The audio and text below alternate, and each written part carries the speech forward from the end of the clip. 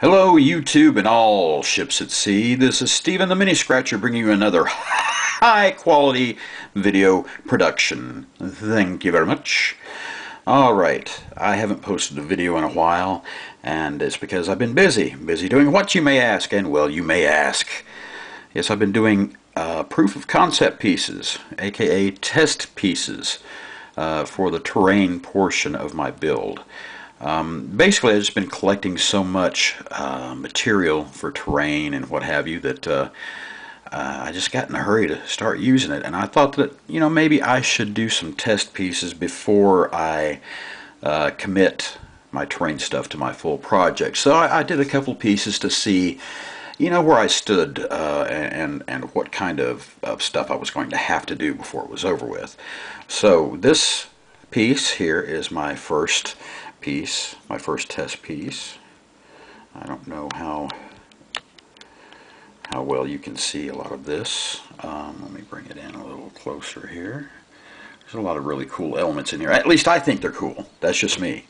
Alright, I guess I should point out some of the things here. Alright, of course we've got the most obvious thing, the trees, which are actually quite large, as you can see. There's some big old tree armatures. And okay, alright, and like here, can't see that very well. Let me back it up a little bit. Oh goodness gracious, let me just tear the place down. This is actually corn silk, the stringy stuff that's on top of an ear of corn. Of course, more tree armatures, and here, and over here,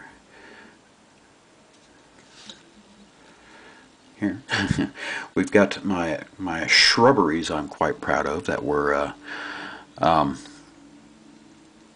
made out of reindeer moss as the branches, and then painted a bark brown color, and then added fine shredded tobacco on them to represent leaves. So got that going on. And here's some more corn silk up here, and behind this tree right here on the other side of the barbed wire. Yeah, barbed wire, cool, huh? Got barbed wire on this joker. I'm proud. Alright, and this whole scene here represents a dry creek bed in late fall.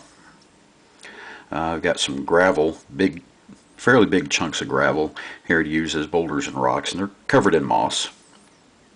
I'm going to have to do another wash on these to calm that green down just a little bit. It's a little too intense because the overall piece is mostly monochromatic, and this just jumps out way too much. Let's see, I've also got some fallen branches here and a big one right here. I'd call that a tree trunk falling across the dry creek bed.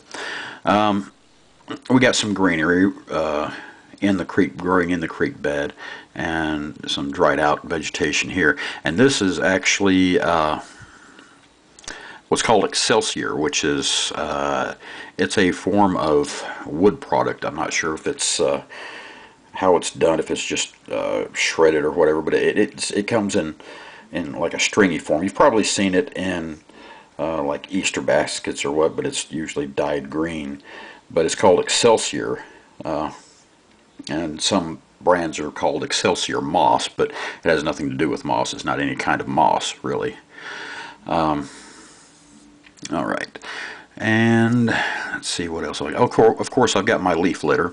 There's a combination of ground up real leaf material and the finely ground foam right in here. I don't know how well the camera's going to pick that up, but right in there, some finely ground foam colored in the brownish, tannish fall colors. Okay, and I got my fence posts here, which have been weathered. so that you're not showing any bare wood on there. I mean, there's a good coating of the actual natural bark on there, but I did a gray wash for the top so you don't have that tan, freshly cut wood look. So that's nice and weathered, and of course the barbed wire was also scratch made and just basically super glued. I need to add some detail here and put fasteners here where the fence actually contacts the posts. So there's a little bit left to be done on this. Not much though. I'm fairly pleased with the outcome. This may go from being a test piece to being a standalone piece. I may add some elements to it and make it a display piece just on its own, because I'm fairly proud of this little joker. And I like the vibe that it gives off with the monochromatic tonality. I used big words. With it being basically one color except for the bright green moss on the rocks, it lends itself to a certain feeling, and that's the kind of feeling that I'm going for with my completed project, my diorama. I'm wanting a very somber kind of tone to it. I'm going to try to stay away from bright colors and what have you. Oh, I guess I forgot to mention the basic construction of this. You may be able to tell that this was done with the very low density foam, the type of styrofoam that's made out of the tiny little balls of styrene.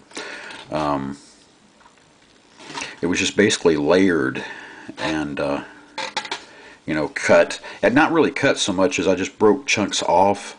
To help form the base. And I've still got some painting to do on this base, by the way, because I want to end up sealing it with dull coat, and I can't spray bare styrofoam with dull coat because it'll the aerosol mix in it will melt the styrene, so that's no good.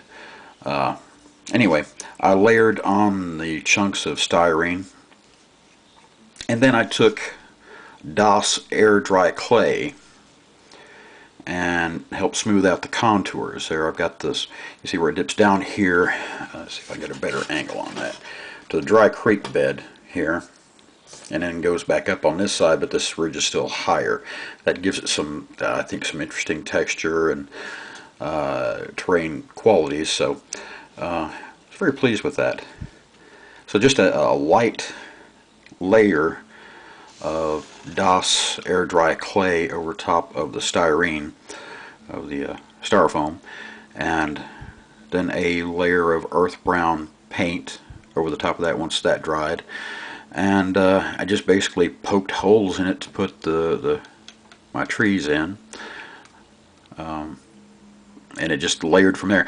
Oh, and on top of the paint, there's a layer of real dirt, of course sterilized it in the oven.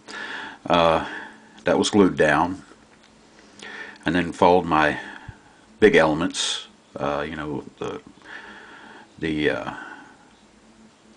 fallen tree, the rocks, pretty much everything except for the trees themselves sticking in, and my shrubbery and my fence. That was all added later in the later stage. And let me tell you what, this was the last thing I put in. Well, no, that's not true. I put the moss on the rocks actually just a little while ago. I've been working on this for about a week and a half off and on, but this was the last big element added. And I had the fence post up, and I had all the trees in before I started adding the barbed wire to the fence posts.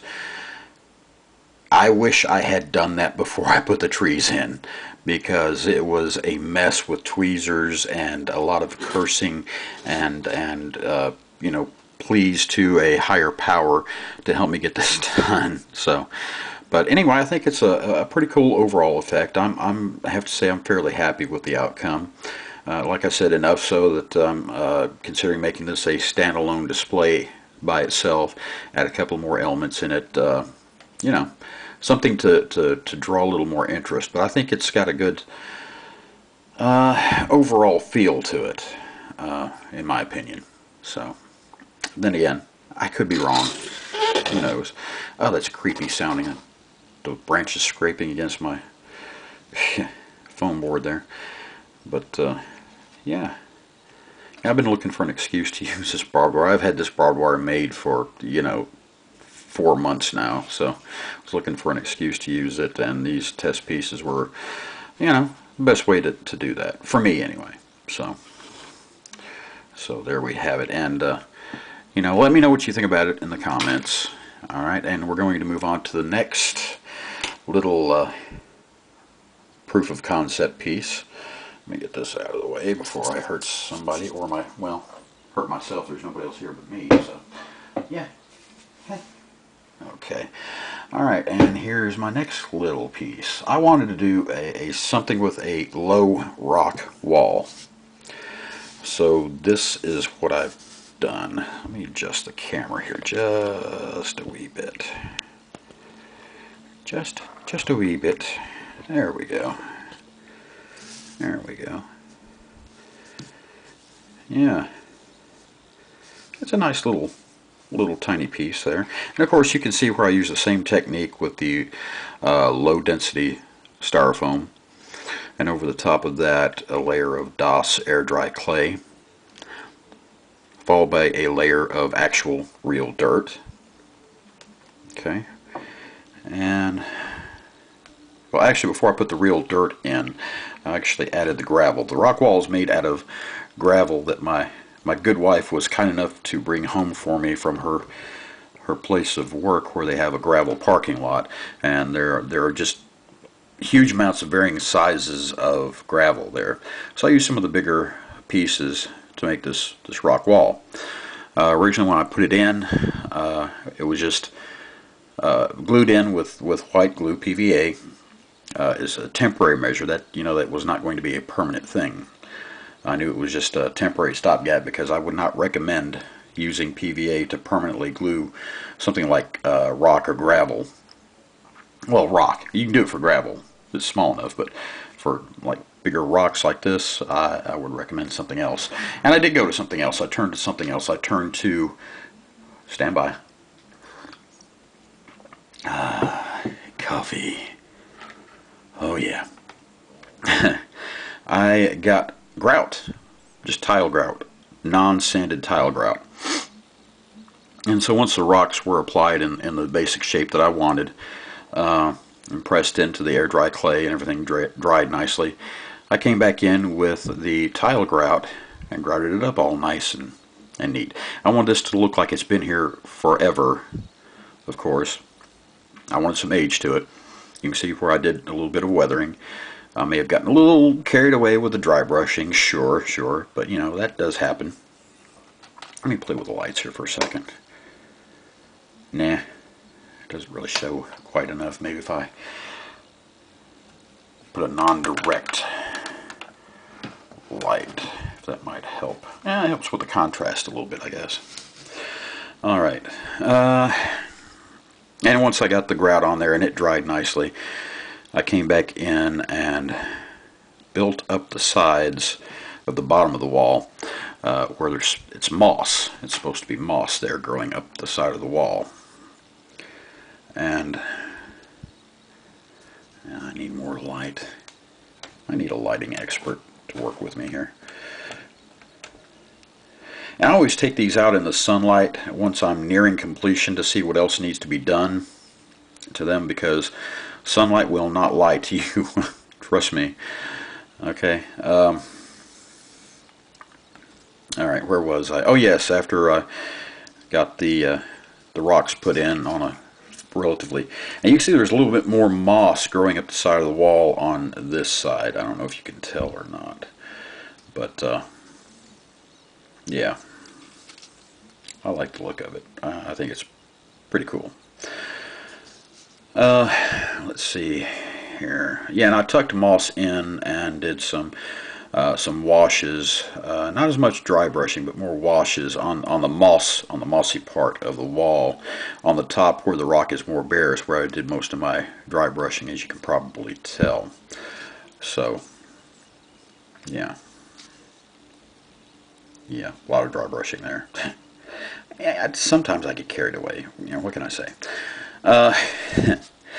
Alright, and you may recognize, or maybe you don't recognize this. This is another of my shrubberies. This time, instead of using tobacco for the leaves, I used the fine ground foam. You know, I still painted the reindeer moss a bark brown. I did a little bit of highlighting and dry brushing on it. And then, you know, got some PVA on the ends of the branches there and just dipped it in some fine ground foam. It seemed to come out very nicely, I think. Alright, and now the flowers. It's flower time. These red flowers here are actually natural elements. They're some kind of seed pod that looked to me like maybe a kind of tulip-ish or maybe rosebud-ish, but they're kind of big for rosebuds in this scale. But you know, they looked interesting, and in their natural state they're a light green color, and so I painted them red and painted the stems a hunter green, and stuck them in there. I think they turned out pretty well, I think. And here, of course, what we got going on here is the tips of the branches off my tree armatures. And I dipped the ends of those in glue and stuck them in some fine ground foam. And once I got them in place, I painted that foam yellow. And here I'm missing a piece of foam because I actually dropped this to take it outside to do some photography on it. So, you know. And I got a shiny spot there that I've got to get rid of, which I will. But you know, these are test pieces. These are proof of concept pieces that they're not intended to be perfect. They are intended to help me perfect my techniques and what have you. So there's my ancient low rock wall. And what's your opinion on that? Tell me what you think. What I'm always open to suggestions, things I can do to improve my techniques and such. So just whatever you can throw into the comments would be greatly appreciated, believe me. Alright, well, I think that's enough of my yakking. I am going to do a tutorial fairly soon on DIY static grass. That's right, I have finally broken the code. I have finally broken the code, and I'm going to show you good people how to make your own. You know, there are a lot of good products out there made by companies, you know, mass-produced stuff, but it's hard to customize that. This stuff you can customize on your own, just right out of the gate. So I'll be showing you how to obtain your own static grass fibers and cut them to the length you want, give them whatever custom color you want, and that'll be fun, won't it? Alright, and upcoming this Sunday will be the first Sunday Ramble, which is a video series I'm starting just to focus on the more esoteric parts of the build that I'm doing and the techniques and whatever, more of the philosophy of it, so I don't take up a lot of time on the videos that are purposely concentrated on the build. So you're not hearing me yakking on about a bunch of stuff. What you want is, you know, how did I do this, what did I use, etc., etc. So that'll be coming up this Sunday, and hopefully I'll get it posted by Sunday evening. I will have the house to myself. My wife will be gone for the weekend to a family reunion, so I will be on my own and up to all kinds of mischief. Yeah, I'm too old to get up to mischief. Come on. I got chickens to take care of and dogs to administer medication to, so between that and my building, I'm going to have a lot to do. And there is going to be another proof of concept piece now that I have static grass. It's going to be a lot cooler, I think. It's going to be, I'm going to try to model a gravel and dirt road. So we'll see how that turns out. I'll be working on that this weekend probably as well. So until next time, good people, be well. Mini Scratcher out.